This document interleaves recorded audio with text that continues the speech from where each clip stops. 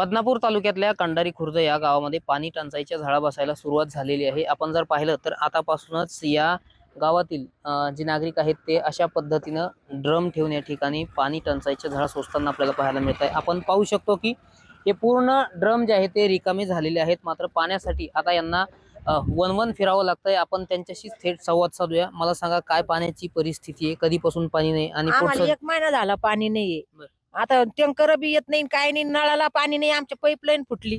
आता एरी काही जवळ नाही, लांब लांब एरी आहे, कधी पाणी आणायचं, कधी प्यायचं, कधी करायचं काम धंदे घरची।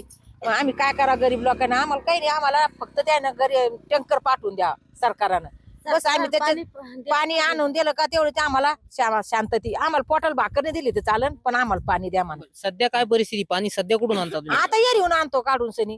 विहीर किती अंतरावर आहे? बापा येर का, मला ते किलोमीटर बी बोलता येत नाही।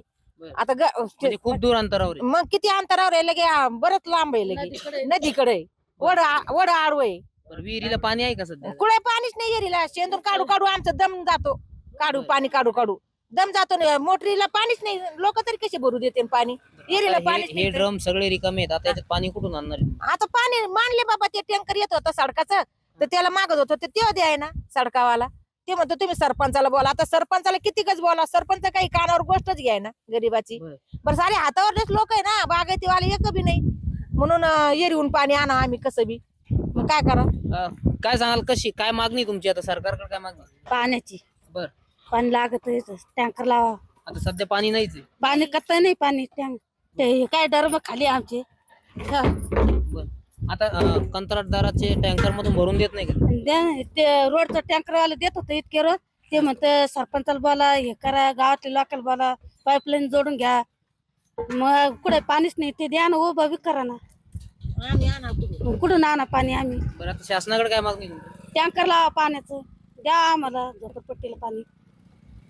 एकूणच आपण पाहतोय की शासनाने लवकरात लवकर टँकर सुरू करावं ही मागणी हे नागरिक करतायत। खरं तर हा जो रस्ता चालू आहे, या कंत्राटदाराने काही दिवस यांना पाणी पाजलं, मात्र त्यानंतर कंत्राटदाराने सुद्धा टँकर या ठिकाणाहून बंद केलेलं आहे। खरं तर या गावात जवळपास 1.25 कोटी रुपयाची जलजीवन मिशन अंतर्गत पाणी पुरवठा योजना मंजूर झालेली आहे, मात्र ती सुद्धा अपूर्णच राहिल्याने या गावावरती पाणी टंचाईचं संकट जे आहे ते आता निर्माण झाल्याचं चित्र आपल्याला पाहायला मिळत आहे। आपण जर पाहिलं तर अशा पद्धतीनं या कंडारी खुर्द गावातील हे जे नागरिक आहेत ते आता विहिरीवर पाण्यासाठी शोध घेताना आपल्याला पाहायला मिळत आहे, मात्र दूर अंतर असल्याने विहिरीवर सुद्धा जाऊ शकत नाही। आपण जर पाहिलं तर या 50 पेक्षा जास्त वय असेल अशा वयोवृद्ध या ठिकाणी महिला ज्या आहेत त्या ठिकाणी आपल्याला पाहायला मिळत आहे। खरं तर गावात मागच्या महिनाभरापासून पाणी टंचाई जी आहे ती निर्माण झाली असल्याचं त्यांच्याच तोंडून आपण आता ऐकलेलं आहे। त्यामुळं त्यांनी खरं तर शासनाकडे मागणी केलेली आहे की एक वेळेस भाकर नको,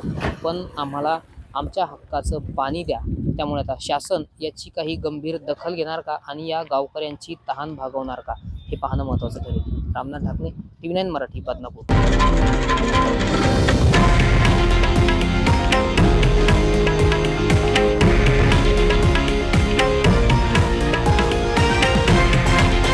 हे आहे देशातील नंबर 1 न्यूज नेटवर्क आणि आपण पाहत आहात TV9 मराठी, एकमेव।